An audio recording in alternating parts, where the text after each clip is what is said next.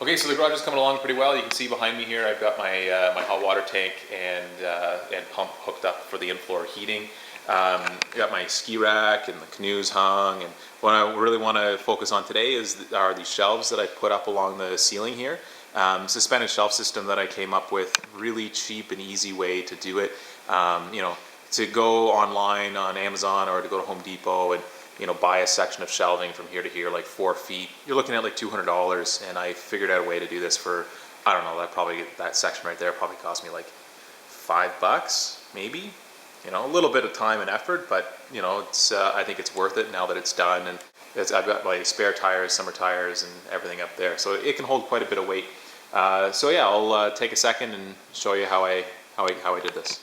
So basically all you'll need for this project is some 3/8 inch plywood, some 2x2s or 2x4s that you rip. I've just taken this 2x4, just ripped it in half. Some 3-inch screws, maybe 1 3/4 inch screws, just 1/8 screws for the shelves, and that should be about all you need.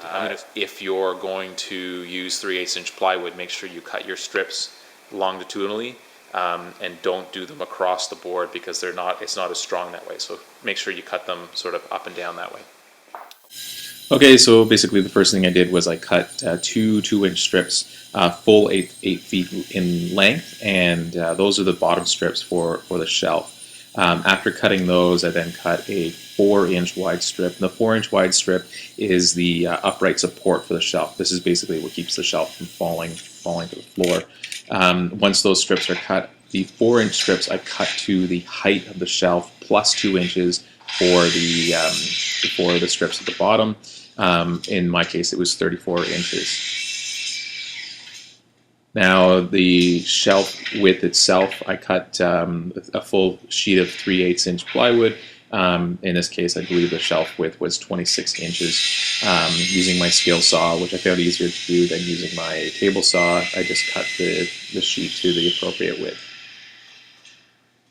Okay, as far as building the shelf goes, so you've got your two 2-inch strips that are 8 feet long, and then your appropriately sized 4-inch strips. First 4-inch strip, you're going to put it half on, half off the 2-inch strip. You're going to move over to about 4 feet, or the middle of your run on the 2-inch strip.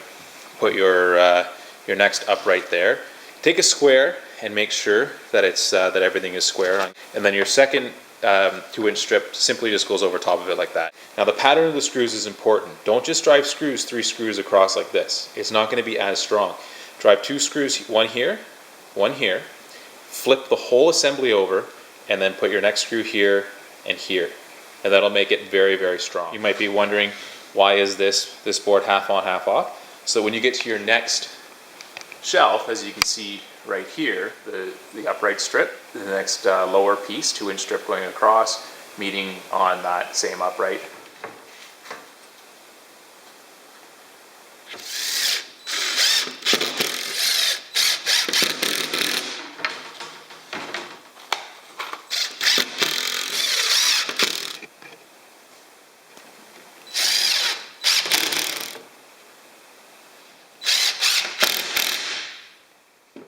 All right, now that that assembly is built, you're going to want to mount it to the wall. And what I did was I drew a level line so that I have the back support perfectly level, and then took my square and drew the depth of the shelf off the wall. Using the back support, which is just simply a 2x2 that I screwed directly into each one of the joists. Make sure you screw it into the joists, otherwise it won't stay up. Same thing on the ceiling, screw it into each one of the rafters. I just used number 8 3-inch screws. If you want to make it stronger, you can use lag bolts. Okay, so then using the assembly we just put together, line it up with the previous shelf, clamp it into place, and then screw appropriately.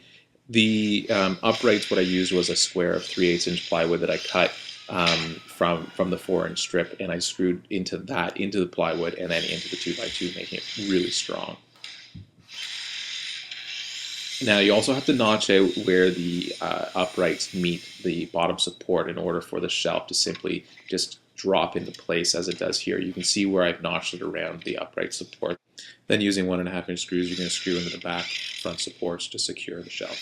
The support is ready for the next shelf to come on the end there. I'm going to take a section of the 2x2 and where the two sheets of plywood meet in the middle, I'm just going to put that as a support at the bottom of the shelf right here. Up at the top of the support there, cut scraps of plywood and screw that in instead of screwing like directly into the plywood. So one of the questions you might ask, speaking of that, is why not just build this out of 2x4s? Well, I mean, one, it's this is a little bit cheaper, and two, plywood is actually really good in tension. It has a really good tensile strength. 2x4s do as well, but when you screw into a 2x4, especially up at the ends like that, you run the risk of splitting the 2x4. Whereas with plywood, because of its biaxial, you don't have that issue. If you wanted to make the system even stronger, use some lag screws. Same thing with the screws down here. And then to make the shelf stiffer, you just make these pieces, the bottom strips there, you make them thicker, and that'll make the shelf weight bearing a lot higher. And you can see, like, I got a lot of storage up there, and I don't know if I have enough stuff to fill it all up with. So gonna continue on with this and get it all the way around the garage. So yeah, that's pretty straightforward, eh? If you want to see some other videos that I've done, some other how-to videos, follow me on Twitter. I'm at the How To Dad. Check out my YouTube channel, and you can see some of the other stuff that I've done, some skiing videos, some funny videos. There's one of me getting smoked by a wave in Hawaii. Check them out, follow me on Twitter, and I'll keep you updated on what's going on.